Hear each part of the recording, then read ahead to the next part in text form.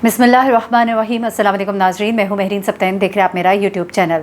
नाज़रीन, इमरान खान पर हमला करने वाला शख्स न सिर्फ ये कि गिरफ़्तार हुआ बल्कि इस शख्स ने एक बयान भी दिया, लेकिन इसके बयान में बहुत से झूठ जो है वो पकड़े गए हैं और ये झूठ क्या है ये एक एक करके मैं आपको बता देती हूँ। लेकिन ये सब बताने से पहले थोड़ी सी मंजर कशी मैं करूँगी और कुछ चीज़ें आपको एक्सप्लेन करूँगी। रिपोर्टर है जो कि वहाँ पर फुल टाइम मौजूद थे, उमर फैज़ान, उन्होंने वहाँ पर होने वाली तमाम चीज़ें जो है ऑब्ज़र्व की हैं और वहाँ पर थोड़ी सी मंजर कशी की है, वो पहले मैं आपके सामने रख देती हूँ। फिर इस शख्स ने जो बयान दिया और इस बयान में जो झूठ थे वो जैसे जैसे सामने आ रहे हैं वो इस बात की कलई खोल रहे हैं कि जो ये क्लेम किया जा रहा था कि जी बड़ी हमने फुल प्रूफ सिक्योरिटी दी है, तो वो इतनी फुल प्रूफ नहीं थी। ये भी कहा जा रहा था कि उन प्रोटोकॉल्स को फॉलो नहीं किया जा रहा जो कि कहा गया था इमरान खान साहब को कि आपने यहाँ से इस तरह से करना है, ये नहीं करना, आपने कंटेनर के ऊपर इस तरह से नहीं आना, छतों को खाली किया जाना था, वहाँ से कोई शूट ना कर सके। लेकिन छतें तो छोड़े, लोगों के बीच में ही एक शख्स जो है वो गन लेकर किस तरह से 9mm का पिस्टल लेके लोगों के बीच में घुस आया, इतने करीब तक पहुँच गया कि वहाँ से उसके लिए फायर करना आसान हो गया। कोई सिक्योरिटी नहीं थी, कोई चेक करने वाला नहीं था और इस शख्स के पास ये ऑटोमेटिक पिस्टल था, कोई आम शूटर भी नहीं था। इसने जितनी महारत के साथ निशाना लिया, ये तो उस शख्स ने जो कि वहाँ पे मौजूद था, इब्तिसाम बट ने, माशाल्लाह मैं कहती हूँ बड़ा ही जरी जवान है, बड़ा ही हौसले वाला आदमी, और इसकी बात मुझे इतनी अच्छी लगी। उसने कहा हमारी तो जान भी हाजिर है। और मैं समझती हूँ एक लीडर के लिए ऐसे ही लोग अगर उसके सपोर्टर्स हों तो ही वो लीडर जो है वो कामयाब लीडर होता है और तभी उसकी ताकत से लोग डरते हैं। अब होता क्या है जनाब के जिस तरह इब्तिसाम ने उस शख्स का बाजू पकड़ा, इसने असल में अपनी गन को जैसे लोड किया तो इस पर नज़र पड़ गई इब्तिसाम की। इब्तिसाम ने इसके बाजू को जैसे ही घसीटा पीछे की तरफ तो इस शख्स ने पलट के उसके ऊपर भी वार करने की कोशिश की और इसी अवस्था में एक ऐसा वक्त भी आया कि गन बिल्कुल पॉइंट कर रहा था इब्तिसाम की तरफ, लेकिन इब्तिसाम ने अपनी जान की परवाह नहीं की और उसके बाजू से इस तरह से चिमट गया कि आप देख सकते हैं कि वो उस पर बाजू के साथ झूल रहा था। यहाँ तक कि झूलते झूलते ये दोनों ज़मीन पर गिर जाते हैं, ये दोनों गिरते हैं, लेकिन उसके बावजूद इब्तिसाम उसके बाजू को नहीं छोड़ता। लोगों ने इब्तिसाम से ये भी सवाल किया कि क्या तुम्हें डर नहीं लगा जिस वक्त ये सब कुछ हो रहा था, गोली तुम्हें भी लग सकती थी? तो उसने कहा कि मुझे इसकी बिल्कुल परवाह नहीं, हमारी जान भी हाजिर है खान साहब के लिए। और फिर उसने ये कहा कि हमें तो बल्कि शर्मिंदगी है कि हमारे होते में इतना भी खान साहब जो है उनके ऊपर क्यों हुआ, या उनके ऊपर अटैक कैसे हुआ, या वो ज़ख्मी कैसे हुए, और अगर इनको कोई आंच भी आ जाती तो हमारे लिए बड़ी शर्मिंदगी की बात थी कि हमारे इलाके में कोई इस तरह से करके चला जाए। तो ये खान साहब के बेसिकली सपोर्टर्स का एक जोश और जज्बा है जो मैंने कहा आपको बयान कर दूँ। लेकिन उसके बाद अभी मैं थोड़ी सी मंजर कशी आपको बता दूँ, बल्कि उससे भी पहले ज़रा मैं उस शख्स का बयान आपको सुनवा देती हूँ और उसके बाद मैं आपको बताती हूँ कि ये झूठ कौन से उसने बोले और उस झूठ के लिए वो मंजर कशी भी ज़रा सुनिएगा। ये सर मैंने इसलिए किया है कि ये लोगों को गुमराह कर रहा था इमरान खान और मुझसे ये चीज़ देखी नहीं गई। अच्छा मैं अब आपको बताऊं, ये इसी तरह से आई न्यू इट, या तो ये होना था कि इस शख्स को मरवा दिया जाना था या फिर इस शख्स ने कोई ना कोई मजहब कार्ड खेलना था। ये मैं पहले इस बात को क्लेम कर चुकी थी कि ये कहा जाएगा कि SOPs फॉलो नहीं किए गए और फिर उसके बाद यही जो आपके कुछ मखसूस पार्टीज़ हैं या कुछ मखसूस तबका फ़िक्र है उनसे इसको जोड़ दिया जाएगा। और फिर अब ये शख्स जो है ये क्लेम कर रहा है जी मुझे उनका अंदाज़ पसंद नहीं था, हर वक्त गाने बजाने ये वो सब कुछ। ज़रा गौर से सुनिएगा। इसको मारने की कोशिश की, पूरी मारने की कोशिश की कि मैं इसको मारूं, सिर्फ और सिर्फ इमरान खान को और किसी को नहीं। ये तुमने क्यों ये सोचा?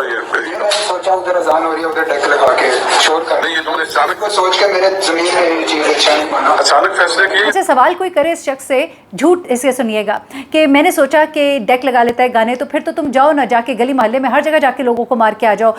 बहुत बड़े बड़े फहाशी के अड्डे हैं, वहाँ पे जाके तुम फायरिंग करो, और बड़े बड़े लोग हैं जहाँ पे मतलब आपको पहले वहाँ पे जाके काम कर लेते। आप आगे एक लीडर को मारने के लिए जो कि इस्लाम से मोहब्बत करता है, जो मुल्क से मोहब्बत करता है, आप उसके माजी को हर दफ़ा उठाकर उसकी ज़ात के साथ जोड़कर, हर इंसान की ज़िंदगी में कोई ना कोई पहलू होते हैं, कुछ ना कुछ पोशीदा राज होते हैं। इमरान खान के तो मैं कहती हूँ राजों को भी राज नहीं रहने दिया, लेकिन चले वो भी सब एक तरफ रख कर इस शख्स के बयान में इतना झोल है कि इसकी शक्ल आप देख लीजिए, इससे कोई इस्लाम और दीन के बारे में 4 सवाल कर लीजिएगा, इसको पता नहीं होगा, इसको कलमे ही नहीं 6 आते होंगे, यकीन कर लीजिए। मैं इसकी शक्ल देख के बता सकती हूँ। और ये शख्स जो इसका हुलिया है बिल्कुल इंतहाई लोकल सा इंसान लग रहा है और इसका जो हुलिया है वो साफ वाज़े बता रहा है कि ये शख्स जो है ये 9mm का जो ऑटोमेटिक पिस्टल है वो रखने की औकात ही नहीं रखता था। और जिस तरह से इसने लाके वहाँ पे अपनी मोटरसाइकिल पार्क की और उसके बाद ही मुसलसल भागता रहा है, रेकी करता रहा है, कहाँ से करीब होगा, ये बाकायदा बता रहा था कि एक प्रोफेशनल आदमी है। ये झूठ बोलता है, इसका हुलिया बता रहा है और इसका अंदाज़, लेकिन इसको फीड किया गया कि अगर पकड़े गए तो तुमने ये बयान देना है, यानी कि इसको मज़हब के साथ जोड़ा जा रहा है। जबकि मज़हब के पॉइंट ऑफ व्यू से अगर देखा जाता तो इमरान खान से पहले बहुत से और लोग थे जिनको मारा जाना चाहिए था।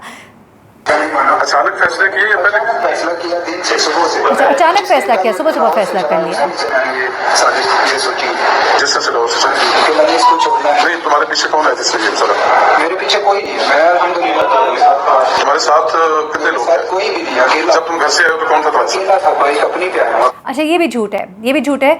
अब इसको अगर प्रॉपर्ली फाइंड आउट किया जाएगा, इन्वेस्टिगेशन होगी, क्योंकि वहाँ पे जो रिपोर्टर मौजूद है उन्होंने कम से कम इसके साथ एक शख्स की मौजूदगी का बताया था। मुझे इनिशियली ये इत्तला थी कि 2 और लोग बैकअप पे मौजूद थे, लेकिन एक शख्स इसके साथ मौजूद था। अब मैं दोबारा इसको कंफर्म करूँगी, कोई अल्लाह करे फुटेज ऐसी मिल जाए, क्योंकि कोई एक शख्स और इसके साथ था। वो शख्स जो है जिस वक्त इस पर मजमे ने काबू पा लिया, पुलिस ने भी इस पर काबू पा लिया, वहाँ पर जो फोर्सेस के लोग खड़े थे उन्होंने, जवानों ने भी काबू पा लिया, तो उसके बाद वो शख्स जो है वो रुपोश हो गया। लेकिन मेरे एक साथी भाई रिपोर्टर हैं, उनका ये कहना है कि वहाँ पर एक शख्स और इसके साथ मौजूद था, और वो क्लेम कर रहे हैं कि उन्होंने, चूँकि वो जब इस शख्स को इन्होंने देखा तो उन्होंने कहा कि चूँकि मेरी नज़रों से गुजरा है तो मैंने देखा इसके साथ एक शख्स और मौजूद था, और शायद उसने करीब आने की भी कोशिश की है इसी दौरान में जब मजमा जो है इसे मार रहा था, शायद छुड़ाने की कोशिश की या कुछ ऐसा है। अल्लाह करे वो सब कुछ फुटेजेस में आ जाए और चीज़ें जो है वो क्लियर हो जाए। तो यहाँ पर भी ये मुसलसल झूठ बोल रहा है। बाइक कहाँ है तुम्हारी? बाइक मैंने मामू की दुकान पर खड़ी कर दी। मामू की दुकान पर खड़ी कर दी। मामू तुम्हारा क्या करते हैं? वो मोटरसाइकिल की दुकान है शोरूम में। बस हो गया। अच्छा, ये बताओ कि ये तुमने काम क्यों किया है? अस्सलाम वालेकुम। ये सर मैंने इसलिए किया है कि ये लोगों को गुमराह कर रहा था इमरान खान, और मुझसे ये चीज़ देखी नहीं गई, तो मैंने गुमराह करना, मारने की कोशिश की, पूरी मारने की कोशिश की कि मैं इसको मारूं, सिर्फ और सिर्फ इमरान खान को, और किसी को। ये तुमने क्यों ये सोचा? ये मैंने सोचा उधर अजान हो रही होगी, टैक लगा के छोड़ कर। ये तुमने अचानक सोच अच्छा, हमलावर का ताल्लुक जो है ज़िला गुजरांवाला से है, और इसके बारे में अभी डिटेल्स जो है वो आ रही है मुसलसल, और जैसे जैसे मज़ीद जो इसके बारे में मालूमात आएंगी वो भी मैं आप तक पहुंचाऊंगी। लेकिन मैं आपको एक बात बता दूं, ये सरासर झूठ बोल रहा है, बिल्कुल ये मक्कारी और अयारी से काम ले रहा है। अभी अगर इंसाफ के साथ इन्वेस्टिगेशन की गई तो मैं आज आपको 1-2 चीज़ें बता देती हूँ। इस शख्स का मोबाइल, इसकी लोकेशन, ये कहाँ पे रहा, कहाँ कहाँ गया, किस किस से मिला, किस किस के साथ फ़ोन पे राबते में था, अगर इसके 1 महीने का पूरा ट्रैक कर लिया गया, और जो हमारे सेफ सिटी कैमराज़ है, that is very very important, क्योंकि मैंने सेफ सिटी के ऑफिस को मैंने विज़िट किया है, और आप यकीन करिए इस कदर ज़बरदस्त HD कैमराज़ है जिनकी मदद से पूरा शहर जो है, जहाँ जहाँ ये कैमराज़ लगे हैं वहाँ पे इंसान के खदो खाल तक बड़े ही वाजे होते हैं। तो अगर सेफ सिटी कैमराज़ जो है उनकी अवेलेबिलिटी वहाँ गुजरांवाला में, I am not exactly sure, लेकिन अगर चीज़ें ये होती हैं इस तरह, वहाँ पे अगर देखा जा सकता है, यहाँ पे कैमराज़ डेफिनेटली होंगे।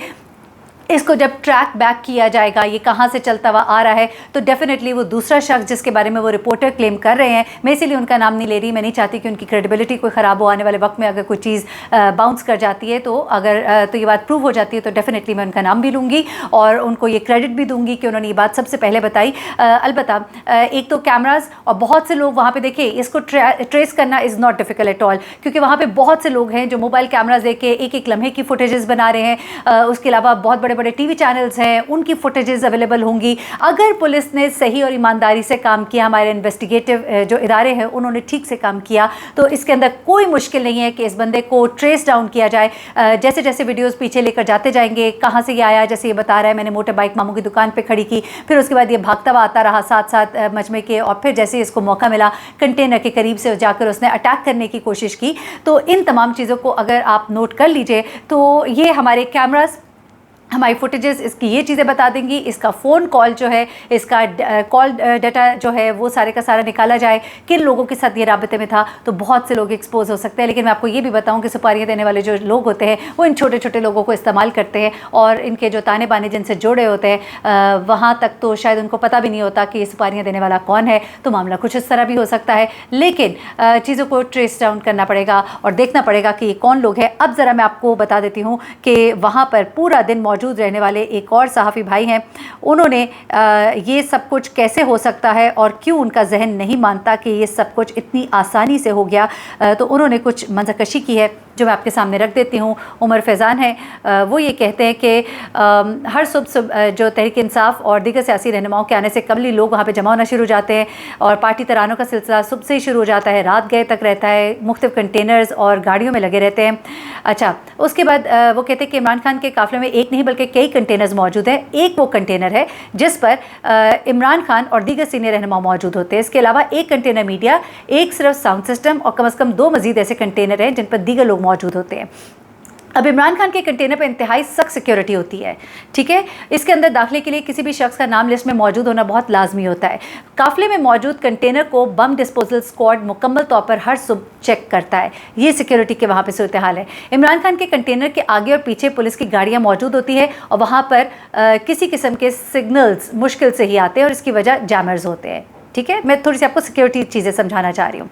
उसके बाद किसी रहनुमा को भी अगर ट्वीट करनी हो तो वो पहले कंटेनर से उतरकर दूर जाता है और उसके बाद फिर वो ट्वीट करता है। तो बहुत करीब से अटैक करना तो मुश्किल था, इसलिए अटैक करने वाला बंदा दूर से आया। इमरान खान को देखने आने वाले हर शख्स की बड़ी ख्वाहिश होती है कि कंटेनर पर जाए। लोगों की बड़ी तादाद कंटेनर के साथ चिपकी रहती है और पुलिस के एहलकार उन्हें मुसलसल दूर करने में लगे होते हैं, क्योंकि किसी भी वक्त कंटेनर की रफ्तार तेज़ हो सकती है और कोई भी हादसा पेश आ सकता है। जैसा कि हमने देखा कि एक अफसोसनाक वाक़या पहले भी पेश आया, जिसमें सदफ जो है एक रिपोर्टर वो शहीद हो जाती है। अल्लाह ताला उनकी मग़फ़िरत फरमाए, उनके दर्जात बुलंद फरमाए। अच्छा, अब वो ये कहते हैं कि किसी हादसे के बारे में अभी सोचा नहीं जा रहा था। पुलिस एहलकारों के बारहा दूर करने के बावजूद कंटेनर से लोग जुड़े रहते थे, तो ये चीज़ें जो है ये एक सिक्योरिटी रिस्क ज़रूर थी। उसके बाद वो ये कहते हैं कि अगर मेंबर सूबाई असम्बली या कौमी असम्बली जो भी होता था उन्हें भी अंदर जाने की इजाज़त नहीं थी, बल्कि इजाज़त आती थी तो वो अंदर जाते थे। मार्च के दौरान कई ऐसे लोग भी दिखाई दिए जो अपने सिक्योरिटी गार्ड्स के साथ आए, मगर कंटेनर के अंदर जाने के लिए वो इजाज़त के मुंतज़िर रहे। ये तमाम तर जो इन्वायरमेंट है ये कंटेनर के पास का और कंटेनर के अंदर का एनवायरनमेंट है। ज़रूरत थी कि मजमे के अंदर क्या सिलसिला किया गया था सिक्योरिटी के हवाले से, तो वो ज़रा सुनिएगा। अब पुलिस के घेराव में मौजूद कंटेनर में दाखिल हो तो अच्छा कुछ उन्होंने चीज़ें बताई हैं, कमरा किस तरह से है, ये तमाम चीज़ें जो हैं ये एक्स्ट्रा डिटेल्स हैं। लेकिन अब ज़रा देखते हैं कि इमरान खान के कंटेनर के सामने मौजूद साउंड के कंटेनर पर रात के वक्त तेज़ रोशनी वाली बड़ी लाइट्स का इंतज़ाम होता है, लेकिन ये जो वक्त था ये ज़रा रोशनी का वक्त था, क्योंकि अगर तेज़ लाइट्स हो तो सामने से किसी का अटैक करना बड़ा मुश्किल हो जाता है, आंखें चंधिया जाती हैं। तो इस वक्त दिन का जो सिलेक्शन किया गया ये भी बड़ी महारत के साथ किया गया, क्योंकि दिन के वक्त शूट करना, बाहर से दूर से टारगेट लेना आसान था। टारगेट करने वाले को ये पता था कि मैं कंटेनर के करीब जाके तो कुछ नहीं कर पाऊँगा, तो उसने दूर से खड़े होकर टारगेट करने की कोशिश की है। तो जनाब ये तमाम चीज़ें जो है मैंने आपके सामने रख दी, सिक्योरिटी क्या थी। लेकिन ये सिक्योरिटी जो बार बार कहा जा रही है सिक्योरिटी बहुत अच्छी थी, वो सिक्योरिटी सिर्फ कंटेनर के अंदर, कंटेनर के बाहर और इमीडिएट सर्कल रेडिएटर डायमीटर के अंदर थी।